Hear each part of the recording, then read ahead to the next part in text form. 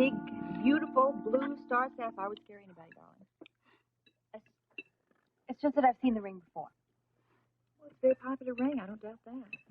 Yeah, I guess it must be. I've seen it on a lot of people, just about everybody. Really? No, actually, I'm exaggerating it.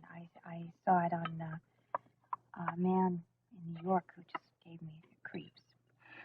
You're kidding. No, I'm not kidding. I really wish that I were, and I really think that I saw him again on the plane coming home. The same man? Yeah. Or at least I thought so. And I looked around for him, you know. Couldn't find him anywhere. Well, that explains something, then. What? Well, Delphine said that you were very nervous about something when you were in New York. Is it because of him? Partly. I'm just paranoid, I guess. I can't get over this feeling that somebody's watching me. Think it's the same man? Well, yeah, I do. I got so uptight about it that I even asked Mel about it at the photo session. Oh, darling, I know Mel. Oh, he runs around with some very strange characters. Let me tell you, it's probably just one of his friends. I know. That's why I asked him about it. But he said that he didn't know the guy. He said that he felt my imagination was working overtime. And also it comes with the job. People will start watching. Don't I know that, darling? I mean, just think of all the attention and the fuss and the cameras. Sometimes you think you've got the eyes of the entire world on you. But you can actually come to like it. I don't think I ever will. I'm just sorry it had to spoil your New Year's. Well, it didn't spoil it. It didn't. It's just, I don't know. It's just seeing the guy with the ring, you know? And then Luke and Robert had to go crazy, you know, pulling the masks off those girls with the mice. Mm-hmm. Robert? Robert, you awake? Yeah. No, yeah, I heard everything. What is it? I want to ask you something. Wake up. Do your best. Why did you and Luke rip those masks off the mice? We thought one of them was the mouse. What? Yeah, the mouse. There's this little misfit that lives on the docks and babysits booze. We thought that him and his friends had come along to crash the party. His friends? Yeah, the bodyguard types. Pete Mann, for one. Luke didn't tell me about that. I'm sure he would have if he hadn't passed out upstairs. Anyway, the mouse wasn't there, so there's nothing to worry about. So you mean all through the party you thought that... Well, we didn't know what to think, but you started screaming. I thought someone had started something, and that's... Imagine all that going on, and it was only those 3 little nurses from the hospital. This time. What, you mean they're after you? Yeah, he's trying to scare us, that's all. Oh, it's amazing, don't you think? You know, it's amazing that the mob actually went around dressing up like little mice. Don't you think that's amazing? Well, somebody had to give those costumes to the girls. Who? The same people that are trying to scare us, but it didn't work. It worked. I'm scared. I'm scared for all of us. Oh, look. The story is this. They want us to buy our booze from them at 5 times the going rate, and it's just not on. Okay. But, Robert, I want you and Luke to be careful. I told you that yesterday, and I'm going to tell you again now. Please.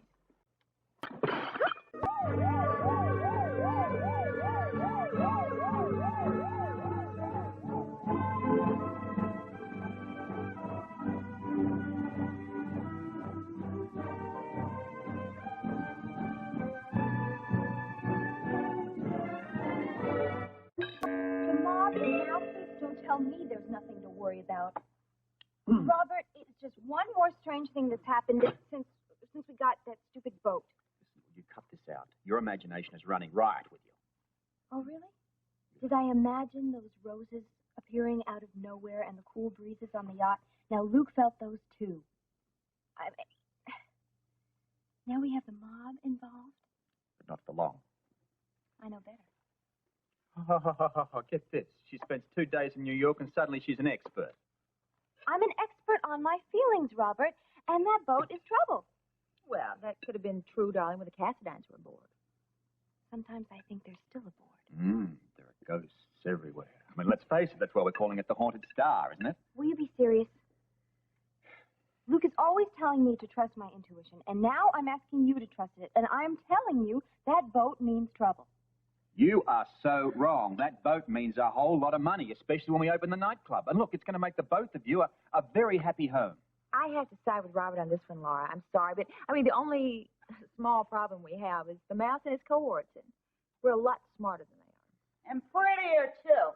Will you stop making jokes? Hey, come on now. Listen, we've got a great routine going here, sweetheart. And remember one thing. Anything they can do probably isn't worth doing. Great. I'm off in New York being Miss Star Eyes. The yacht is haunted, and you're out on the waterfront trying to catch these hoodlums. Sounds like the plot of a movie I did once in Italy, darling. It was very exciting, too. The good guys won, of course. Tiffany, this is not a movie. This is real life. Look, love, nothing is going to happen to you. Luke wouldn't let it, and neither would I. What about yourself, Robert? No, I'd feel a whole lot better if Luke and I were living anywhere except on that. Will you stop this? It's not that bad. It's the only reason I don't mind going back to New York, because I feel safer there.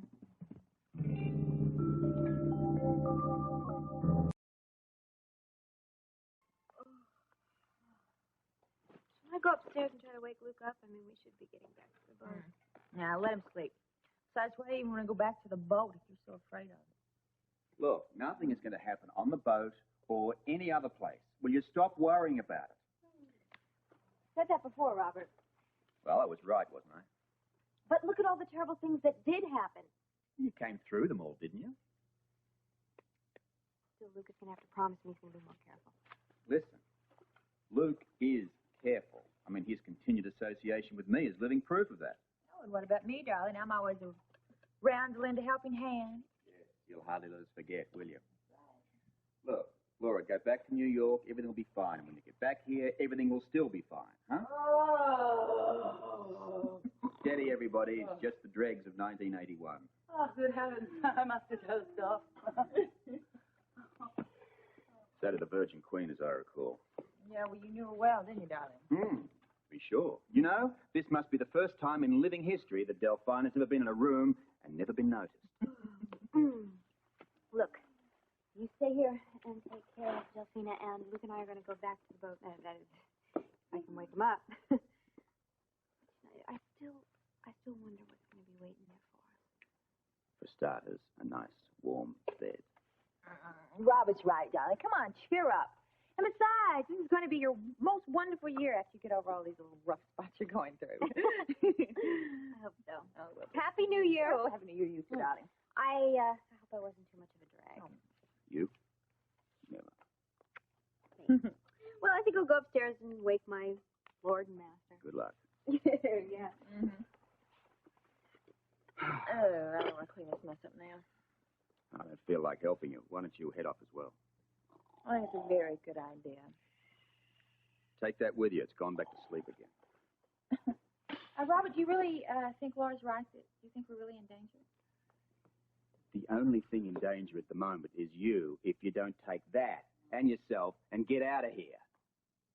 Words, darling. That's all you ever throw me are words. I wish one time that you'd have a nice little New Year's resolution where you wouldn't be so nasty and painful in the rear to everyone.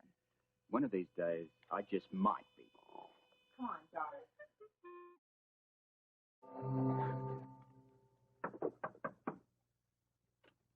Happy New Year! And tell me, where's Rip Van Winkle? Would you believe he actually got up this morning and went out to get us some Danish for breakfast? The boy never ceases to amaze me. Now, if only we can figure out some way to get this booze without winding up his hamburger. Robert, do you have to talk like that? It really scares me. Listen, love, there's really nothing to be scared about. We actually have a very good plan, but we need the help of Delphina. Delphina, why do you need her? We need her help, but she'll probably be unconscious until next weekend. Is she still passed out at your penthouse? No way. I had Tiffany remove the evidence. They're probably both comatose down at her place. Oh, well, don't tell me you're going to try to wake them. Well, try is the operative word. Neither will like being woken at the crack of noon, but business goes on, especially when you're dealing with a mouse. Please tell me what's going on. First you throw us out of here and make me drag her home, then you tell us to come back over here. What's going on with you? You lower your voice. How are you feeling, Del? You look terrific. If you don't all lower your voices, I shall leave. It took long enough to get here. What are you talking about? I came over here as soon as you called me. You don't even offer me any coffee. No coffee. No coffee. I've got a shot of embalming fluid. And a glass of tomato juice with a raw egg. 2 dashes of Tabasco. and a teaspoon of lemon juice. I may be ill. I must have it. And no one is to say a word until I have it. Got it? Robert, why don't you fix it, okay? It's all in the fridge. Oh, sweetheart, why me? Look, why can't we let Luke do it if he comes back, huh? Because Luke is probably out on the deck taking deep breaths of fresh air. Now, why don't you play bartender, and I'm going to go try to find him, okay? Yeah, you do that.